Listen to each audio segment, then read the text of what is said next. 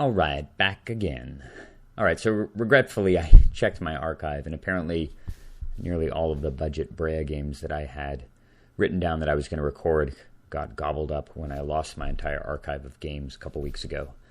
So I'm going to have to play some more games with that Brea deck going forward, although I've started to play some games with the 1v1 version again at Nate's behest, as he's gotten very interested in playing it again and innovating and changing the deck somewhat. So you'll see some games with that deck in the near future. But for the time being, I have a pretty cool Nin game that I played a couple days ago that I thought you guys would enjoy. This is against Captain Mutai, who I beat previously. I think he was playing green-white in the game before this, and I got a pretty sick draw, and he came back with his Tasigur deck all hot and bothered, looking for revenge.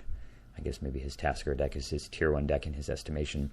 I'm playing Nin, as you might imagine, based on the cards in my hand. I think it's the only deck of mine that uses Pact of Negation. And, yeah, this is a pretty decent hand. It doesn't look particularly exceptional, but it does have Expedition Map as well as Strip Mine and Fabricate. And the way that works out is that's a turn 3 or turn 4 Strip Mine lock, potentially with the Crucible of Worlds, and backed up by Dak Faden, although I can't cast Dak Faden for a little while. Worst case scenario, I can just use Expedition Map to go get a fetch land, Fabricate for Crucible, and then I've got either one of those plans, depending on what happens. And Pact for later defense, Fire Ice for early creature shenanigans, potentially. It's definitely keepable. I think at least above 50th percentile as far as a 7-card hand. He's mulliganing down to 6, and he keeps. All right, I'm just going to play that in the map. I've been running the main deck Academy Runes recently. I sideboard this card in multiplayer as a way to make sure that Winter Orb and Shackles stick around, as they're the 2 key cards in the deck for multiplayer. But I found that the Shackles is so critical for single-player games as well that having Academy Runes is probably worth it for the cost of a single colorless land. Every now and then you get games like this where you don't have colored mana, but the deck does have a ton of colored sources in it. I think it's got upwards of 26 color-producing land. Might even be 27. Let's see, I'm running Strip Mine, Workshop, Factory, not Factory, Strip Mine, Wasteland, Workshop, Academy Runes, Reliquary Tower for colorless mana. I think that's it. All right, turn 1, Forest Zenith. It's an interesting choice in Tasigur, but it does allow him to get the 2 mana on turn 1. So he's ahead of me by a little bit, but I do have the ability to go get Ancient Tomb as well. Draw an island. All right, that's very helpful. That means I don't have to necessarily fetch for a colored mana source. So I'm just going to say done here. I gave some thought to just icing during upkeep and realized, no, I'd rather just use Expedition Map to go get a colored mana source. And he plays Training Grounds. It's a card I've seen to work to great effect when combined with Thrasios, but I haven't seen it used with Tasigur, although I guess it's a similar effect, although Tasigur has a colored mana requirement, which means even if you do have a lot of surplus mana, you can't necessarily get that big of a benefit off Training Grounds. If you have a lot of swamps, for example, it doesn't really help you very much, although he's got green, green, blue. He's going to attack me for 1, that's fine. I'm going to sack Expedition Map during end step. Let's take a look here, just out of curiosity. I guess, yeah, there's Ancient Tomb as well. So if you count the fetch lands as colored mana, which they effectively are, then the amount of colorless sources I'm playing are Tomb, Workshop, Reliquary Tower, Wasteland, and Strip Mine, and now Academy Ruins. So that's 6. Not too bad. I mean, I guess it's right on the edge of what I would consider reasonable to play on this deck. You get a good sense of what I'm using in the deck otherwise. If anyone's interested in the current deck list, you're always welcome to email me for it, of course. All right, I'm just going to get Scalding Tarn since it's the best fetch land in the deck. And I'm going to play Fabricate. And my plan here is to go hog wild with Strip Mine here. Given the fact he only has 1 island, too, means that I can strip out the island and then just play the Crucible. What I ideally love is having a Strip Mine already in play and then going Strip Mine, play Crucible, Strip Mine to just double strip on 1 turn. But don't always have that kind of luxury. And then he's got a 2nd island, which is too bad. It's going to change my plans a little bit. And he plays a Laboratory Maniac. Okay. I mean, you must have clearly some combo in the deck, probably Doomsday related or something like that, to rerun in that guy. But Strip Mine plan is activated, so I'm going to kill that island and play Crucible. gave some thought to playing Dak here and drawing 2. Given the fact that I can't immediately play a land out of the graveyard, and this Polluted Delta is superfluous, as is probably the copy artifact, and that would bring Dak up to 4. He could attack with both of his creatures, but that would prevent him from having mana off Dryad Arbor, so maybe he would just send Laboratory Maniac into it. But I don't really have a long-term way of protecting the Dak Faden other than just continuing to +1 it, and it would die on the next turn potentially to attack, so I decided not to do that. I guess I do have the Fire Ice to kill off the Laboratory Maniac. I was pretty much pot committed to the Strip Mine Crucible plan, but he's got a perfect answer in the form of Putrefy in his 3-card hand. So that's a little unfortunate, but I do have this. So in a few turns, I may be able to revisit the combo. Just a matter of time. So I'm going to play the Polluted Delta. And before doing anything, I'm just going to make a Sisay's Ring. Alright, he's got enough mana now to play Tasigur, which is unfortunate. And if he does that, surely, especially due to the fact that he's got, because of Training Grounds, he's got enough mana to use Tasigur twice here, I pretty much have to Pact. And that will at least keep his Delve cards away, and it makes Tasigur cost 8, which is he's quite off from being able to do that, given he only has 2 cards in his hand. It does cost me my entire turn, but that's fine. And I also have the ability to Fire Ice the Dryad Arbor to kill it, and further prevent his ability to get Tasigur in play, although I guess he can just Delve off the creature. Bribery. Huh. Well, that's very, very interesting. And based on the fact that I've seen a number of creatures, I'm pretty sure there's going to be some targets. For example, Bribery against my Tasigur deck wouldn't really do too much, but I expect that he'll have some big, juicy creatures to grab with that next turn. As Foretold. Okay. Not a huge deal. And then 2 more additional mana. He plays Sakura Tribuilder. So this is like making 2 mana when it comes to Tasigur. So he's actually only 1 mana away from being able to replay it already. Maybe I can get something like Terastodon out of his deck. Does have something to say about that. So I'm certainly going to play that. I had this long-term plan of, doing the whole... and I guess I could have done it this turn. And in retrospect, maybe that would have been correct. The problem is that he has Sakura Tribuilder to go get another black mana. I would kill this, he'd sack this, and he'd be still 1 mana away from playing his Tasigur and putting more pressure on me. And my life total is not irrelevant, given the fact that I'm at 16 already. So with that in mind, I decided I'm going to go get something big from his deck with Bribery, hoping at least he's got something big. And sure enough, the thing on top appears, and it's Vorinclex, and he has only 1 card in his hand. So I gave some thought to getting the Consecrated Sphinx here because of the fact that he has 1 card in his hand, and obviously it could very quickly get out of hand. But the truth of the matter is I don't really need card draw.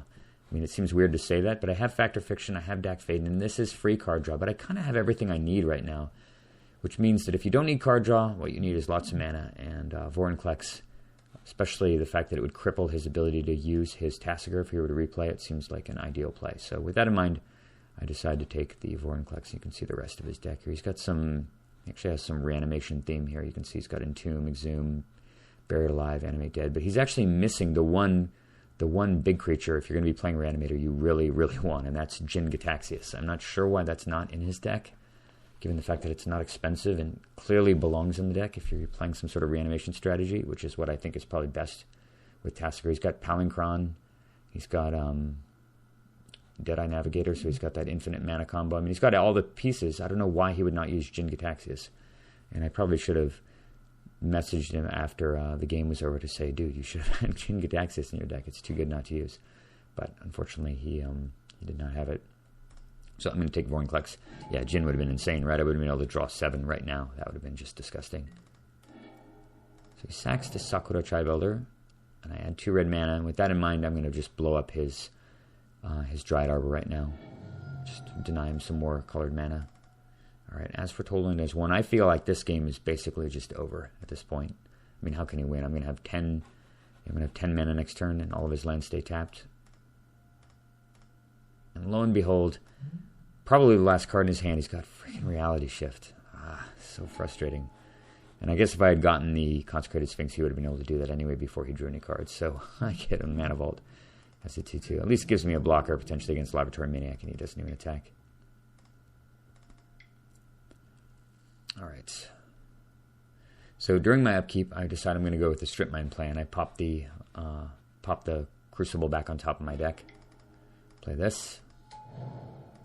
Gobble up his Swamp. He's got Croson Grip. Man, this guy's king of answers. Jesus. He's got like Answer to Vorinclex and Answer to Croson Grip in his hand. But his mana is still pretty badly crippled. These are not going to untap. He's only got 2 land out.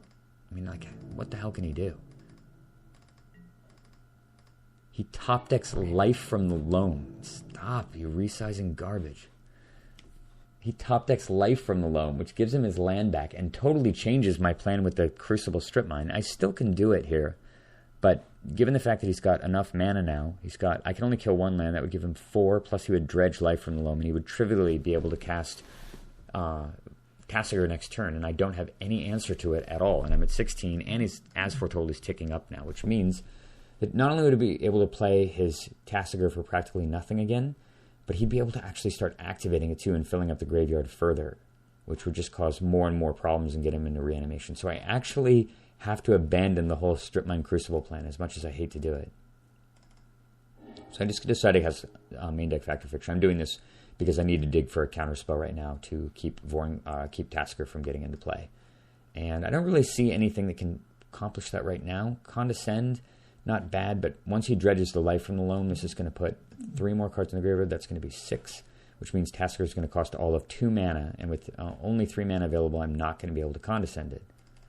So we'll see how he splits first, and with that in mind, I have to take the pile of 3. No, he splits it that way. Okay, so I still take the I decided to take the pile of 3 because it does contain Condescend. I did see that he has a few mana artifacts in his deck, and I would like to ramp mana as well. Plus, the very fact that I get more cards in my hand means that I can potentially feed more cards to Dak Faden. Yeah, so I leave 3 mana untapped here. I think this was probably a mistake. I think I probably should have just either cast Nin the Pain Artist here, given the fact that I do have 2, 3, 4, 5, 6, 7 mana available. And I could start using Nin right away, or I could cast Worn Power Stone or something. I'm not sure why I left mana untapped, given the fact that I actually can't Condescend at all. There's no way I can Condescend to stop Tasigur. And of course, that's exactly what's happening here.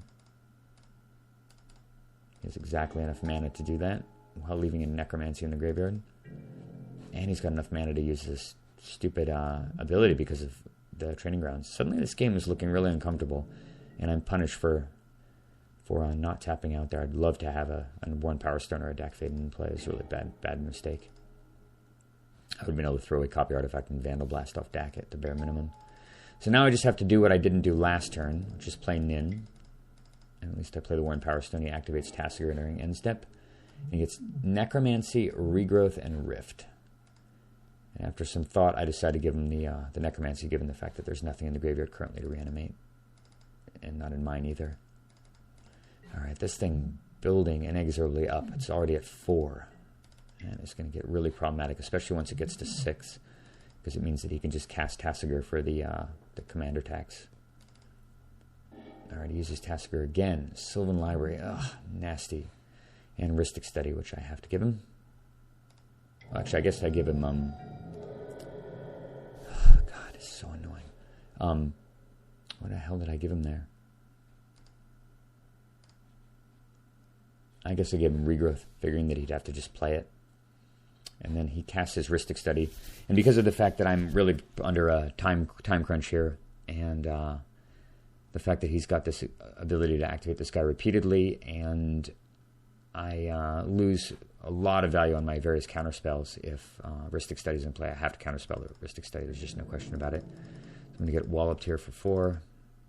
Take it, and goes back to his turn. At least I've got a fair amount of mana available right now to not only counter, but also to use Nin. So he casts Crop Rotation, and I assume this is just to get more lands into the graveyard. And I thought he'd get Gaia's Cradle here, but he did not. He just got a Command Tower. So absolutely nothing to worry about there. And now he's got 3 targets for Life from the Loam, which of course I have to let him have. God damn this thing. Ugh, so frustrating, guys. I'm sorry. This resize UI, I don't know how to stop it. So anyway, he attacked me with his Tasigur, and I blocked with the 2/2 morph that he had given me and shot it for 5. And off the 5 cards I drew Daze, Memory Lapse, Forbid, Mana, and then I immediately top decked. Oh yeah, I drew Trophy Mage and Izzet Signet. I was intending to play Trophy Mage to go fetch Veldican Shackles. But then my deck kindly just coughed up the Shackles right away, which saved me from tremendous amounts of pain, because I was able to just snag Tasigur right away. Goes back to his turn. I guess I hit him for 4 here too. Oh no, that's right, I just grabbed the tap Tasigur. So he plays Regrowth, targeting, I guess we'll find out. Sorry if I'm a little flustered and frustrated with the stupid jumping forward a turn. So he casts Intuition, a bit of an interesting play, and he's got this stupid As Foretold all the way up to 6 counters now. So it really, really changes. I've always talked about how when I play against decks with my Nin deck, it's a containment strategy.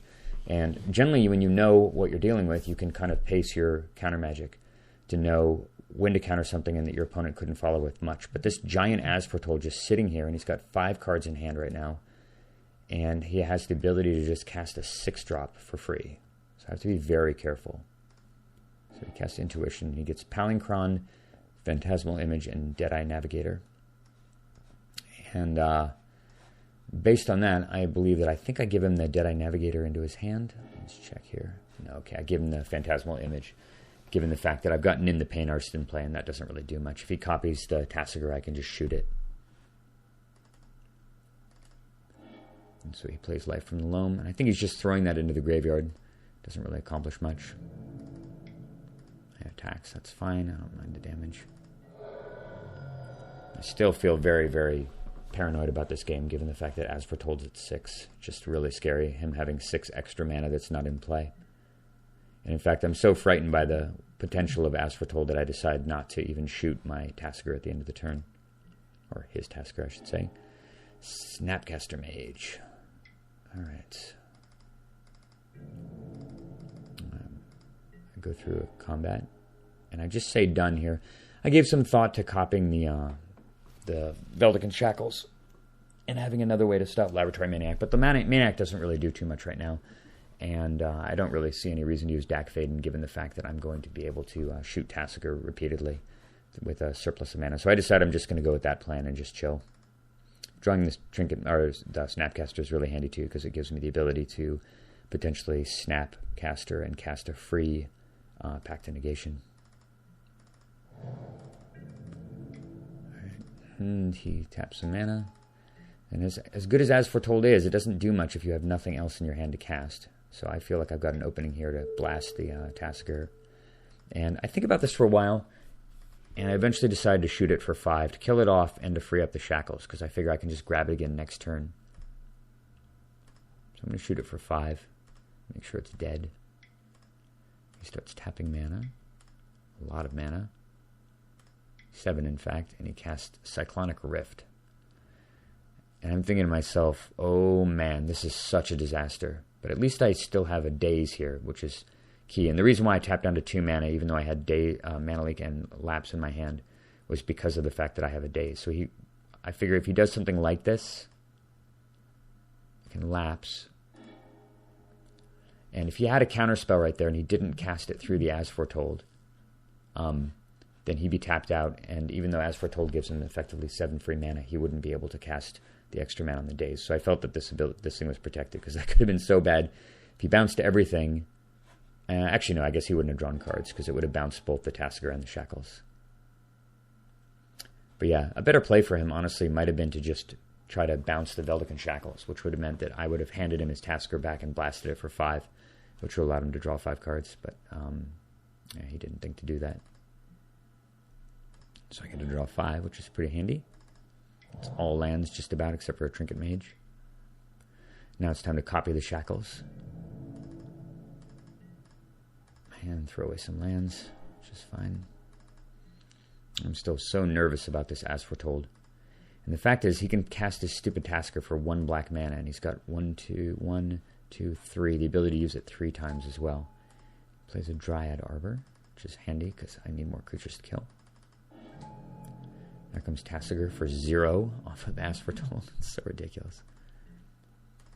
Alright, well, and then I grab it at the end of his turn. He doesn't use it at all, which is just baffling to me. I mean, certainly would have given him some of these big, dumb creatures that I could just steal with Shackles and destroy, but it's really weird that he didn't use it at all. That allows me to kill Dryad Arbor too. Feeling a lot more secure now that I've got his commander again. He casts Buried Alive through his As Foretold. And he gets some more combo stuff, Peregrine Drake and Consecrated Sphinx. Nothing going on. I've learned my lesson. No giving him his Tasigur back. I'm just going to shoot it for 4.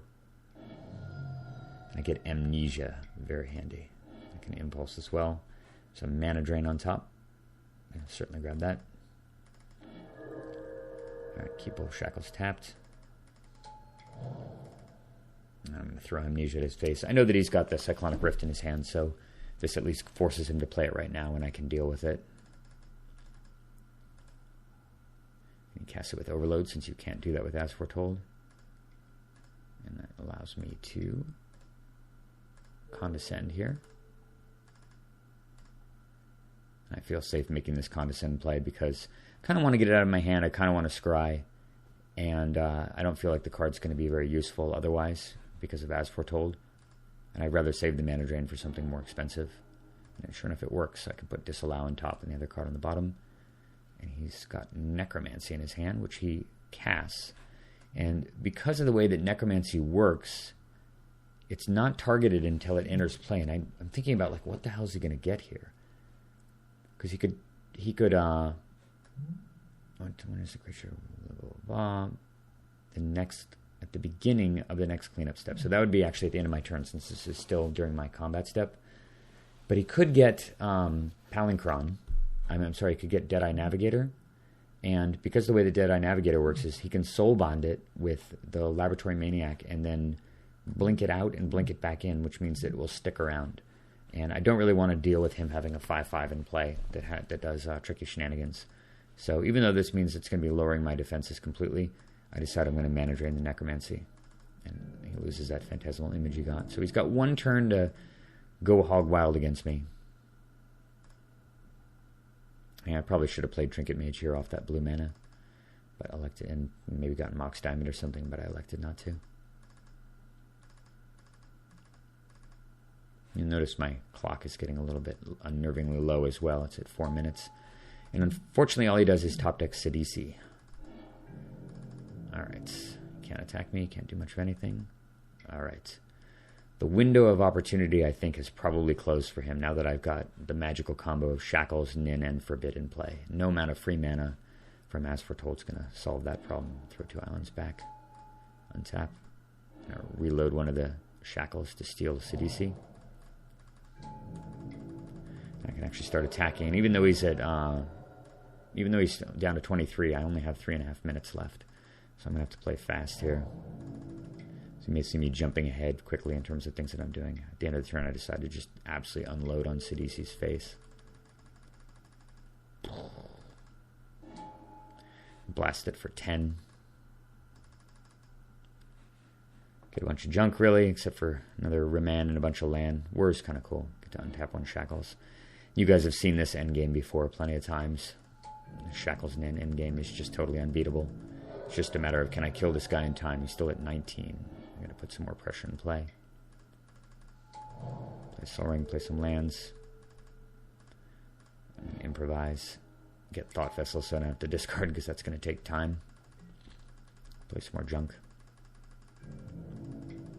Alright, he just says done. End of turn, sack that. Just bashing here, running out of time, down to 2 minutes. He was saying stuff to me during this period of time, I think trying to get me to spend time typing when it was idling on my turn, but I'm not going to fall for that trick. He just says done.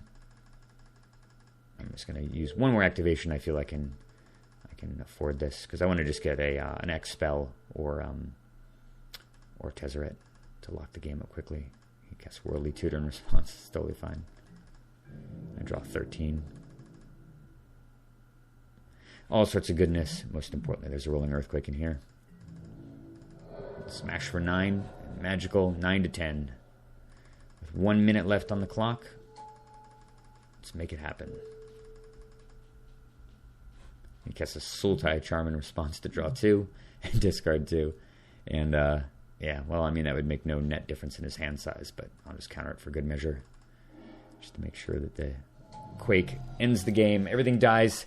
He goes to 0. I go to 1. Game, set, match. Whew. Anyway, tough game here. It was very interesting, and I decided to include this one just because of how the things unfolded at the beginning when I had Strip Mine Crucible Lock, and my opponent had perfect answers, basically consecutively, either already in hand or off the top of his deck, to destroy Shackles or destroy Crucible multiple times, and then draw into life from the loam to repair all of his lands and activate his Tasigur. And it was actually really pretty scary position after that. But fortunately, he doesn't play with doesn't have all the components that make this deck hum, and didn't get lucky or anything to cast some big stuff off As Foretold, and I was able to get the right tools and get the Shackles Nin combo going. But I hope you guys enjoyed that game. I feel like it did drag on a little bit. I'm sorry about the UI issues. I wish I had a long-term solution for that, and I will have more games to come. Take care.